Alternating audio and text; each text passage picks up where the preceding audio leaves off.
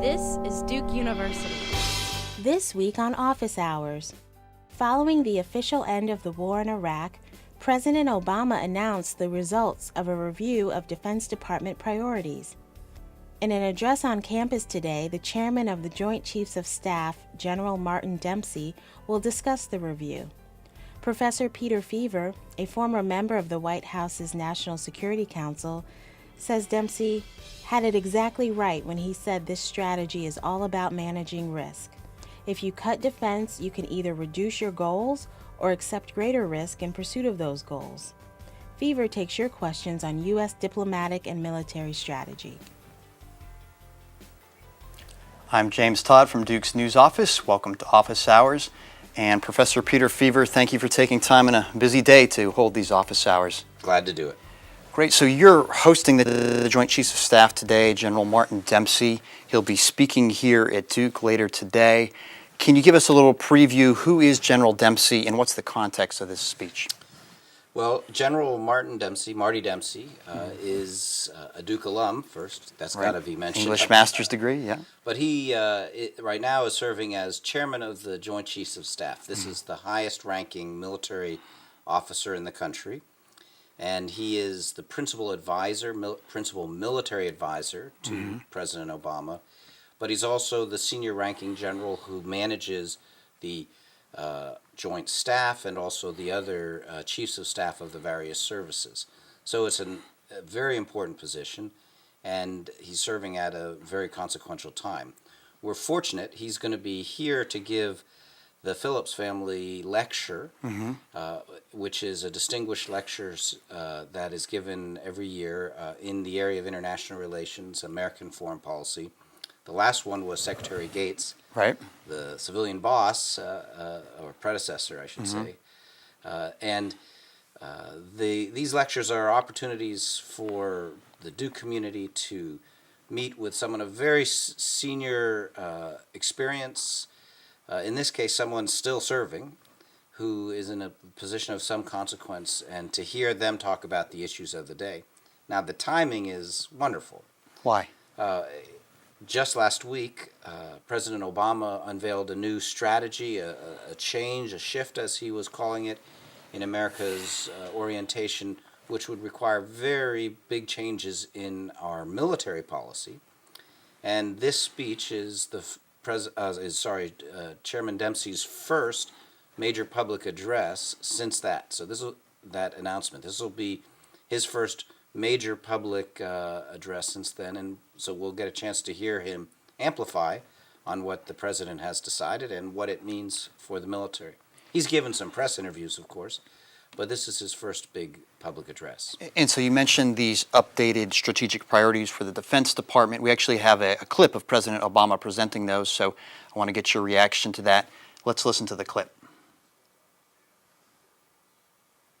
As I made clear in Australia, we will be strengthening our presence in the Asia Pacific, and budget reductions will not come at the expense of that critical region. We're going to continue investing in our critical partnerships and alliances, including NATO, which has demonstrated time and again, most recently in Libya, that it's a force multiplier. We will stay vigilant, especially in the Middle East.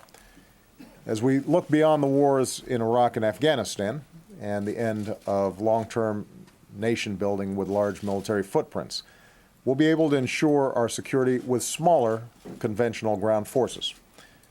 We'll continue to get rid of outdated Cold War era systems so that we can invest in the capabilities that we need for the future, including intelligence, surveillance, and reconnaissance, counterterrorism, countering weapons of mass destruction, and the ability to operate in environments where adversaries try to deny us access. That is President Obama announcing the Department of Defense strategic priorities updates. And Professor Feaver, your reaction to these new strategic priorities? Well, several reactions. A couple now about the framing of it. The president framed it as strategy first, then budget. And he was trying to distinguish this from a budget-driven exercise where you argue about how many planes, how much to spend on bases versus personnel or things like that, Right. and then back your way into a strategy, and that's generally considered the backwards way of doing it. So he's right that it should be strategy-led. But what he didn't say was, before the strategy came a decision about defense cuts. And so the top line numbers, that there would be $500 billion worth of cuts that he's authorized over the next decade. That decision came first, and now they're saying, what strategy can we devise underneath that cut? And so it's a little bit of a framing issue that they need to resolve. A second framing observation I'd make, which is interesting, is that President Obama has described this as maintaining the military as preeminent, the finest military in the world. He used the Clinton era riff of the best trained, best equipped, most capable fighting force in history. Every president since Clinton has been saying that, and saying that we're going to maintain that. It was a claim of American preeminence and a promise to maintain that in the future. That on his watch, America's military rank would not suffer. It was language that you might have heard Governor Romney present. It's Republican language today, and the Republicans have been criticizing President Obama for a lead from behind approach to America's role, a embrace of American decline or a retrenchment. And President Obama was framing this strategic shift as fully in keeping with American leadership, and that was an interesting frame that he put on it. But what I think is most interesting is what President Obama did not say, and this is what I hope General Dempsey will address more fully tonight, and that is there are serious risks involved in the new strategy. You can't reduce the money going to defense while maintaining, for the most part, the goals and America's leadership position without incurring some risk. What kind of risks? Well, risks that the enemy won't go along with the strategy. Risks that there will be more crises erupting at the same time than the forces are capable of managing. And when General Dempsey was talking to the reporters last week, he said this strategy is all about managing risk. But those risks and how they're managing them are not spelled out in detail. So tonight's an opportunity for General Dempsey to discuss in more detail what are the risks, how do we manage them. Of course, it's President Obama's decision, and rightfully his decision, to determine what level of risk we can run. And President Obama would say, we can afford to run some risks in Iraq and maybe in Afghanistan because we need to shift our focus more to Asia, and that's his call to make. But it would be good in this public conversation about the strategy to be clearer about what those risks might be. And as you know, we're taking questions from online viewers. And a reminder to everybody watching that you're invited to participate in this office hours conversation by emailing live@duke.edu. You can tweet in your question with the tag Duke Live or post to the Duke University Facebook page. So Brian asks, what do you think the Obama administration's recently unveiled strategy tells us about our policymakers' views on future threats to American national security, and what do you think they could be missing? That's a great question, and one of the things that's clear from the Obama announcement is that the administration views our fiscal situation as itself a threat to our national security. Okay, and how's that? Meaning that the large deficits that the U.S. Budget is running and the large amount of debt that we're accumulating at some point will affect American power. And of course it's going to not just hurt the economy, but by hurting the economy, affect the amount of defense we can afford to spend, we can afford to buy a decade from now or 2 decades from now. Thus, the administration would say, and by the way, on this there's bipartisan consensus that it's important for national security to get the debt problem taken care of. Where Republicans and Democrats might differ is how much of that should be paid for by cuts in defense versus cuts in other entitlement programs. That's where there's a partisan difference. But the notion that a weakened economy burdened by debt would be itself a national security threat, that I think there's general consensus on. So that's the first thing. The second thing that it says about the administration's assessment of the threat is that the threats and opportunities, so it's not just threats, but the opportunities and the challenges to American interests are going to emanate first and foremost from Asia, East Asia, Northeast and Southeast Asia. In the coming decades, this is Obama's. And is this code word for China? Well, China, of course, is the rise of China is the 800-pound panda in the room that on this, but it's not just China. So there's a very uncertain transition in regime in North Korea, which is a nuclear weapons holding state, and there's Myanmar in Southeast Asia. That's the doors are cracking open to bring Myanmar into more back into the world community. There's significant trade issues. There's opportunities for a deeper partnership, perhaps with Vietnam. Ironically, historical irony, but there's more opportunities for cooperation with Vietnam, perhaps than many other countries in Asia for the U.S. But there's also historical allies and historical rivalries. South Korea, Japan. Both very close allies of the United States, but with some rivalry and tension between them. So it's not just China, but China is a big part of it.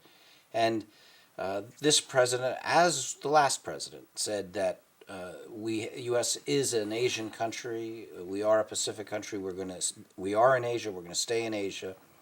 And this strategy, the headline of this strategy, if you will, is a shift to focus on Asia.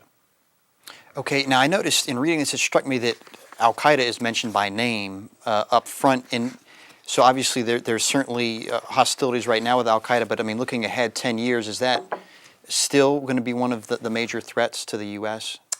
Well, there's a debate inside the expert community about the future of the threat, of the war on terror threat.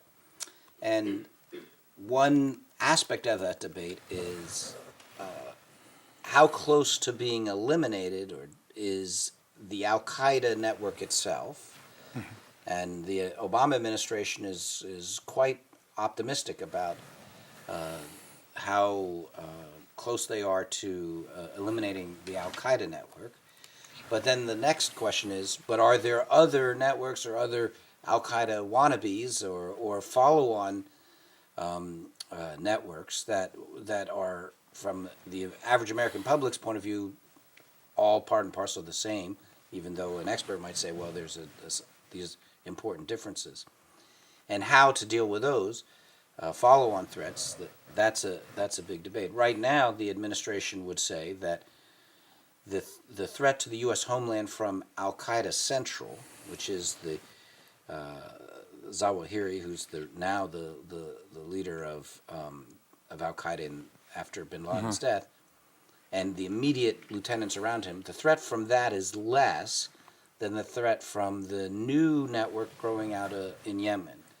And that was, the name associated with that was Al-Awlaki, who was a U.S. citizen that was killed by a drone strike a few months ago. Issues there, but we'll maybe get to that later. Okay, and the point is, do these threats remain a first tier? How much of national security orientation has to be directed at them to deal with it? And what you get from this document is a sense that you can begin to turn the eye more towards Asia and a little bit off of that. Okay, good. We've got some more questions coming in, and of course, Iran very much in the news these days. Paul Dewey has tweeted in, what is the likelihood of an overt Israeli military action on Iran before this summer? Just hearing about this assassination recently. Well, what he's talking about is airstrikes by the Israelis. What is the chance of that? And I would say high enough to be a priority concern for the administration. I couldn't put a percentage on it, but it is non-trivial. And that it is worth worrying about. And indeed, the administration has said that the threat from Iran's nuclear program, Iran's ambitions to be a nuclear weapons state, and their refusal to reach a settlement that would guarantee that they would not cross the nuclear weapons threshold, that policy problem is one of the most difficult that the administration deals with. One of the reasons it's difficult is Israel has declared that an Iranian possession of nuclear weapons is an existential threat to Israel. That is something that Israel cannot tolerate, and they will use military force, Israel has said, or has threatened, rather than allow Iran to develop nuclear weapons. And that's a threat that has to be taken, has to be viewed as credible, given Israel's history and the great enmity between Israel and Iran. And so I would say that this is an issue that bears watching. We've got another question that's come in about Iran, and everybody watching is invited to participate in this office hours conversation with Professor Peter Feaver. You can do that by emailing live@duke.edu. You can tweet in a question with the tag Duke Live, or post to the Duke University Facebook page. And actually, Tammy posted that you were one of her favorite professors at Duke. Brilliant insight From Tammy. Okay, thank you, Tammy. The question from Andrew about Iran, and given that Iran has likely concluded from the experiences of Iraq, Libya, and North Korea that a nuclear weapon is the best insurance of maintaining sovereignty against U.S. NATO intervention, and given the extreme difficulty of eliminating Iran's nuclear program through military action, what real options does the U.S. have in stopping Iran from achieving nuclear weapons capability? You were just beginning to address that. Well, this sounds very much like the exam question that probably in Tammy's class. This administration, like the last administration, has wanted to delay, has had two lines on Iran. One is the nuclear line, Iran's march towards a nuclear possession. The other is, for the lack of a better word, we'll say the regime change line, or at least the political reform line, the expectation that at some point the Iranian people will say they would like to have a more representative government, like all the other publics in the region are saying. Right. And the expectation is that a deal, that subsequent government might be more willing to make a deal on nuclear weapons. Now, there's a problem with that supposition because even the reformers in Iran have said that they would want Iran to maintain the option of going to nuclear weapons. Right. It's very possible that the nuclear weapons possession would be popular in a democracy. Democratic elected doesn't mean U.S. friendly, as we've seen. Exactly. On the other hand, it does mean responsive to the other aspirations of the public, including the economic aspirations. And what the world community has done is presented Iran with a choice.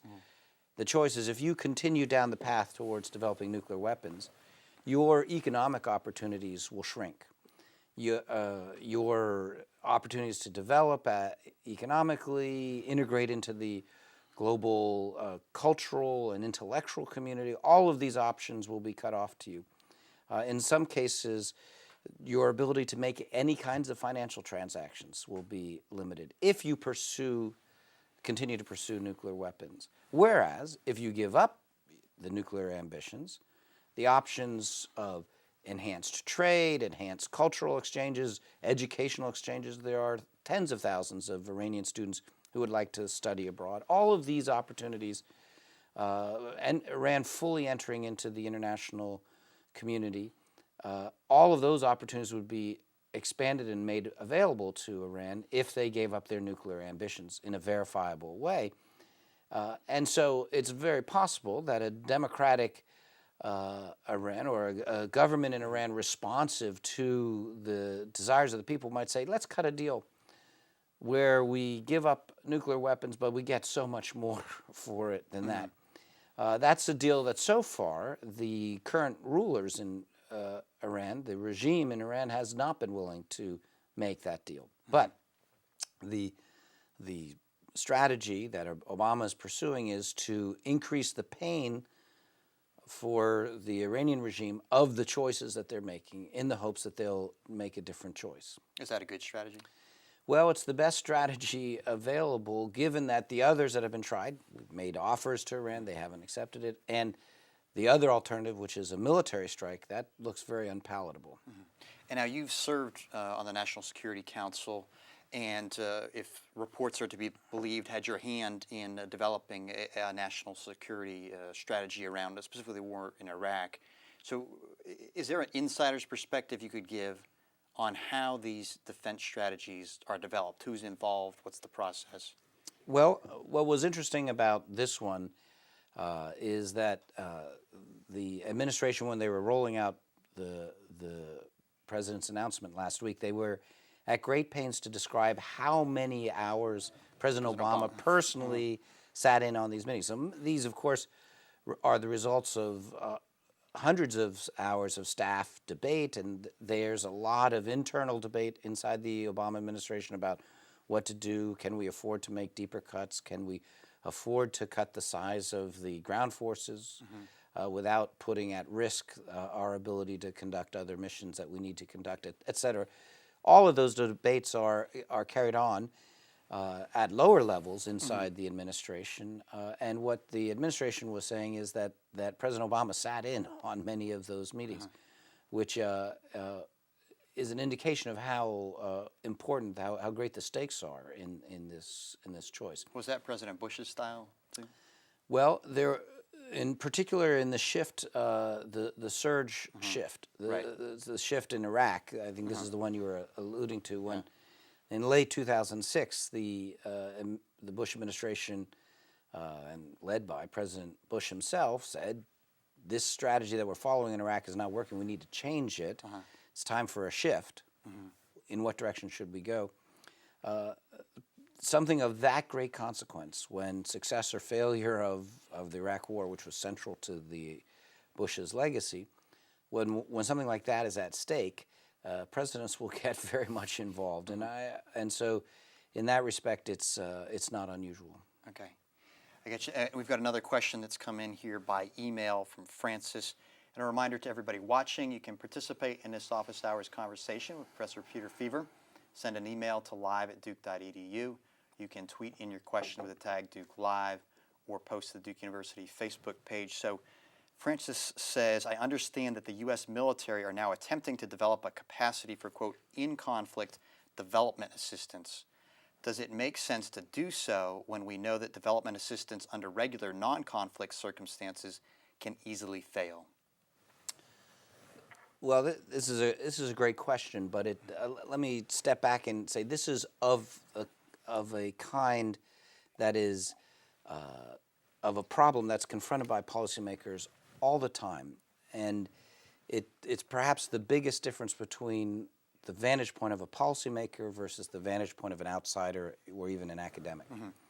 So the questioner is saying, well, there's this kind of tool that you're using that doesn't always work, and sometimes, in fact, has a fairly low likelihood of working. It's a mistake to invest in that tool, or asking the question, is it a mistake to invest in that tool? And the policymaker would say, well, that tool may not be very good, but it might actually be better than any of the other tools available. And so often you'll get academics criticizing an administration for doing policy A and say, that had a low likelihood of success. Why did you do policy A? Well, the policymaker would say, from where we sat, all the alternatives, B, C, D, had an even lower likelihood of success or higher costs.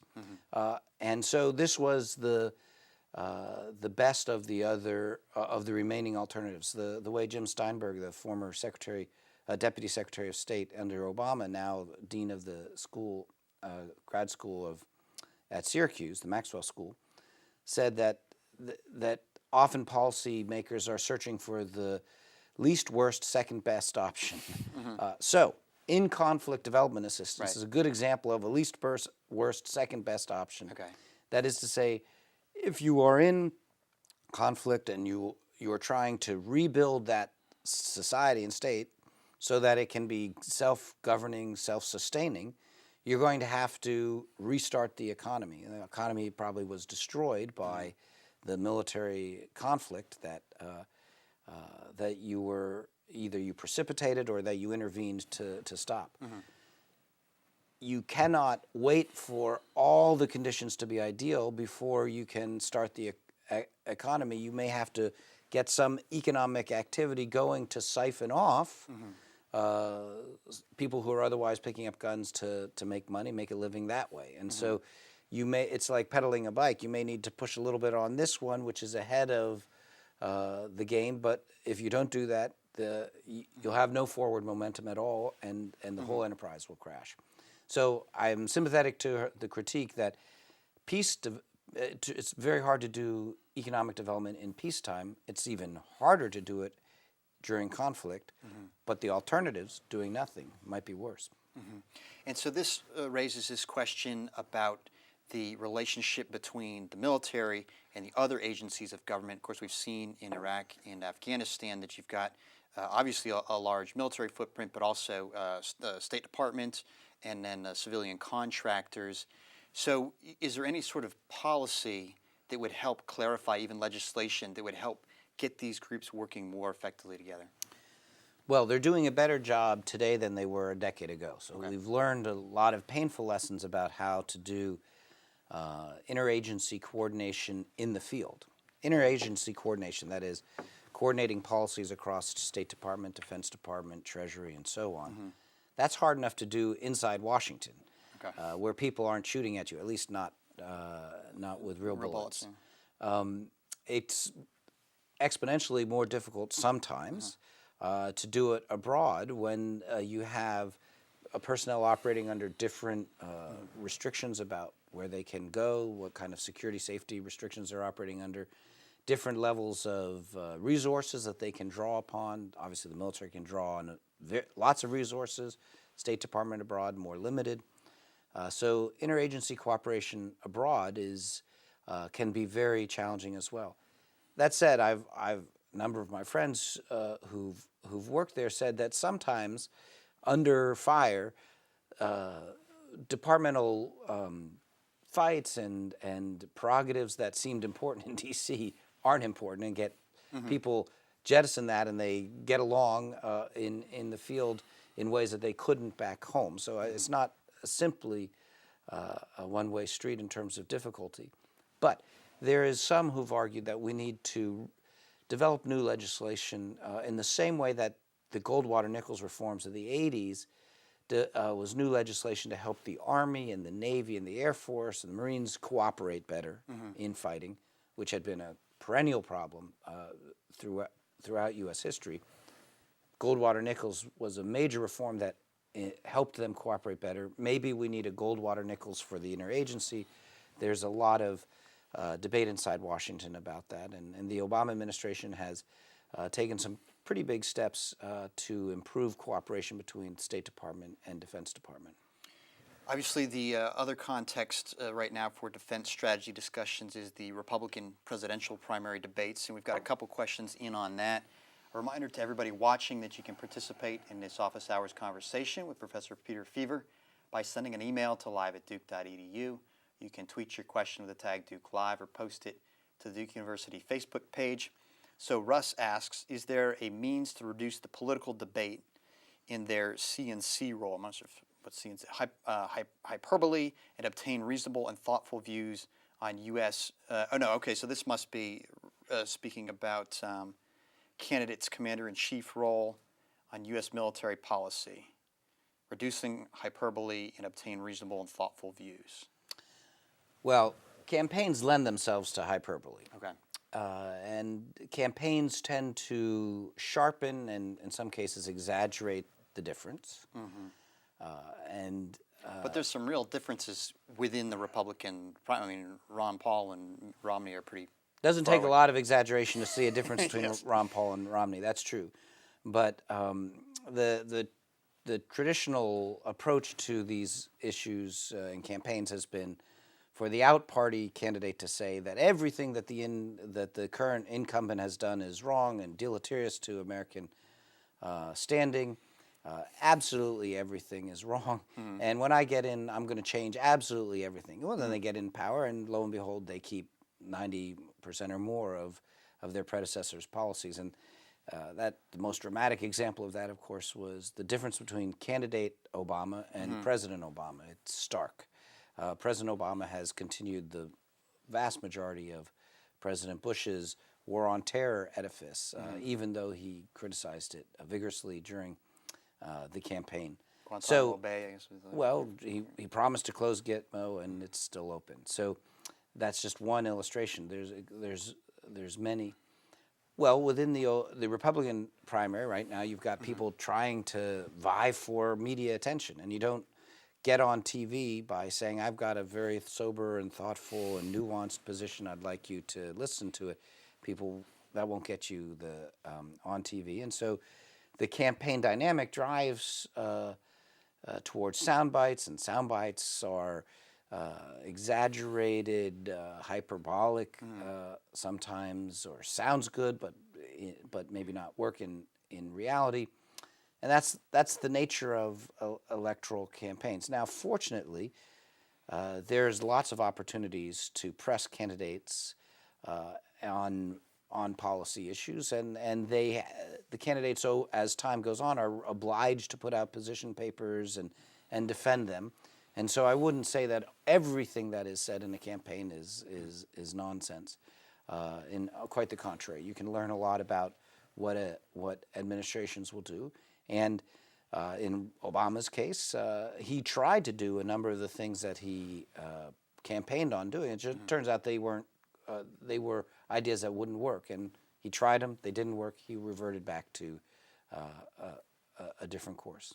When you were in the Bush administration, were you ever asked to try and serve up some sound bites that people could use? Yep, we would be asked to serve up sound bites. Usually, those would the message people would be doing that, and we would be asked to the policy people, as a policy person, be asked to vet the soundbite to make sure that it wasn't, factually incorrect. And Do you have a favorite? Well, no, not that I can not that I can remember. And I remember one time when I did offer up a soundbite, it wasn't a good one. So it may not be my strong suit. But you killed some that came to you from the PR. Well, every once in a while, you'd have to recommend that a line be taken out of the speech because it didn't quite work or was problematic in some respect. Yeah. Okay. We've got another election question here that came from Stewart, who said, recent polls report Americans aren't as interested in foreign policy as they are in domestic issues. Where do you suggest a citizen turn for information to make defense and diplomacy issues more relevant to our daily lives? Well, those are several points there. I agree that the average person is more concerned about the economy than foreign policy right now. That's reasonable given the state of the economy. It's in a very bad situation. The unemployment is very high, stubbornly high. The numbers in the that were last reported were somewhat encouraging, but the experts say that they might be misleadingly encouraging, and that we are likely to face persistent problems of unemployment for the next year. And with the situation in Europe, questions about whether Europe, which is probably already in a recession or heading into the recession, can the U.S. economy recover if Europe is in a recession? And can the Chinese economy survive if the U.S. economy is struggling and Europe is in recession? After all, China's economy depends on Europeans and Americans buying lots of Chinese goods. So the economic problem is a real problem, and it's not just a domestic one. It's also an international one with lots of ramifications. So it's not crazy to be worried about the economy, is what I'm saying. That's the first point. The second point, though, is even if you as the average citizen aren't interested in foreign policy may be interested in you. That is, the average American wasn't all that interested in what Mullah Omar in Afghanistan was thinking in August of 2001, or what bin Laden was thinking, for that matter, at that time. The average American probably didn't know about them. But as the 9/11 attack showed, there can be very consequential threats that matter very much to the average American citizen emanating from places that the citizens aren't paying attention to. So partly that's what you're paying your leaders to do, is to monitor global threats and to maintain vigilance and sensible policies for confronting them, even while the American public is focusing on their own affairs. Now, how do you know whether the administrations are doing that? Well, there's a lot of resources. And I encourage my students to read the daily paper. And I require that with a weekly quiz on current events. It's the aspect of my course that gets the most whining from students. Spend more time niggling over the current events quiz than everything else we do in that class.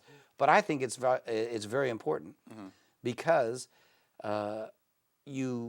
the citizen needs to be better informed about what's going on in the world, and the way you get better informed is you have to read on a regular basis.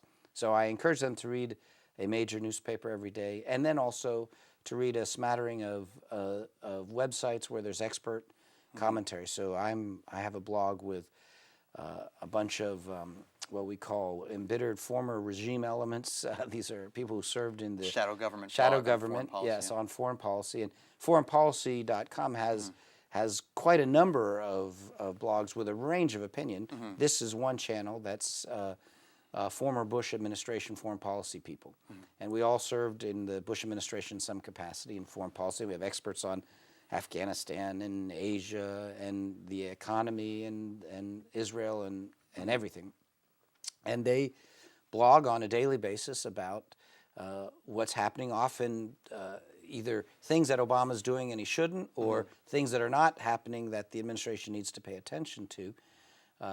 Things that the administration is not doing that they should be doing, or problems that they're not paying attention to that they should be.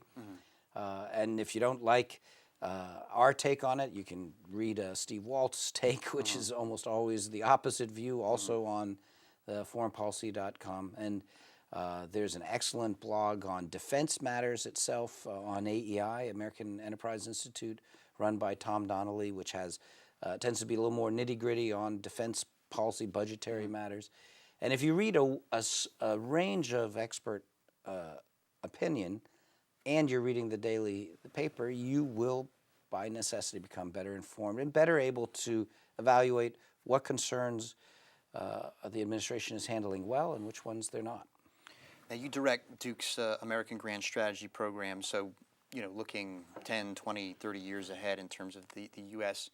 role in the world. And George Kennan, the great political thinker, has been very much in the news with the biography out. And John Lewis Gaddis spoke as part of your program. So is there a kind of great thinker now that people look to in terms of grand strategy? Is the Cold War paradigm still the big paradigm for the U.S.?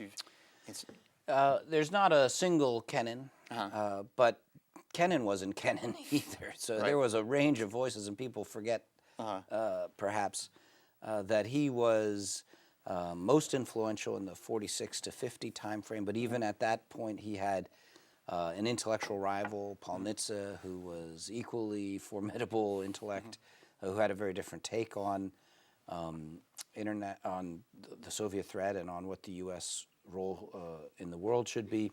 And the two of them and their schools and others debated this for decades. And while he remained a lively commentator, I'd say his influence diminished in later decades. And so I think we have a similar cacophony today. There's lots and lots of people who weigh in on American grand strategy, on America's role in the world, and there's no one go-to person. And so I would encourage people to sample a wide variety and come to their own conclusions. Now, you wrote back, this is back in 2008, so a little while back, that the Cold War analogy remains the best point of departure for understanding the domestic political challenge of the fight of the global war on terror. So explain, I think that might be counterintuitive for people to say, hey, the Soviet Union is dissolved. Why are we talking about the Cold War paradigm? Well, that article there was actually referencing something I wrote a few days after 9/11 attacks. And so there was a debate in the immediate aftermath of 9/11, say what's the best way to make sense of this new era.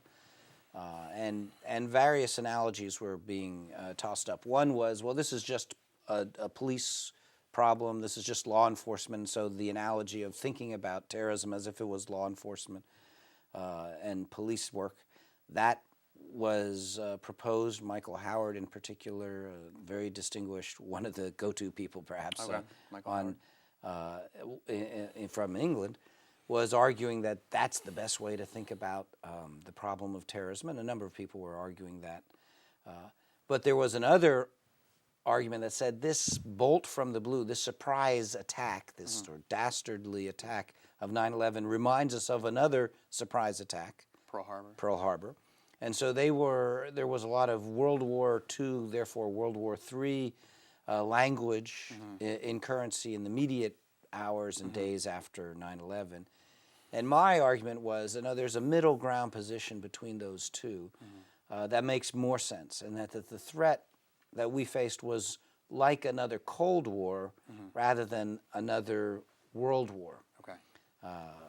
The Cold War meaning that there was a strong ideological component, that bin Laden was not merely a criminal trying to steal something or a petty murderer killing out of hatred. He had an ideological agenda, and that agenda had some appeal beyond the terrorists. Indeed, in the same way that during the Cold War there was a competition for the hearts and minds of the world community between the American model of market democracies, capitalism and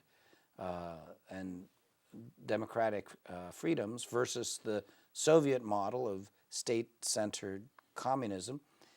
These were two ways of organizing human affairs, and each had its appeal, and the two powers saw themselves as competing for global support.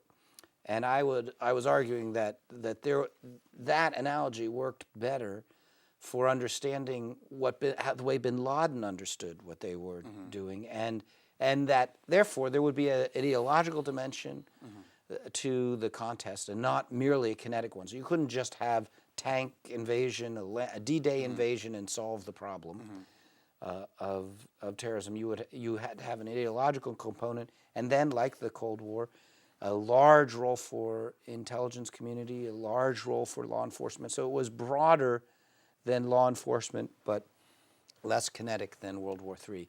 That, I think, is still the best way of thinking about our current situation. But we're at particularly at the 10-year anniversary of 9/11, the killing of bin Laden. We are in a phase where we're reevaluating what would the next 10 years be like. How grave is the threat? Americans are clearly safer now than they were, say, on September 10th, 2001. Bin Laden is gone, and the al-Qaeda network has clearly suffered some blows, and the U.S. has taken a lot of steps under the Bush administration, then in the Obama administration, to make America safer. But we're not yet safe. Are we safe enough? Are we adequately safe?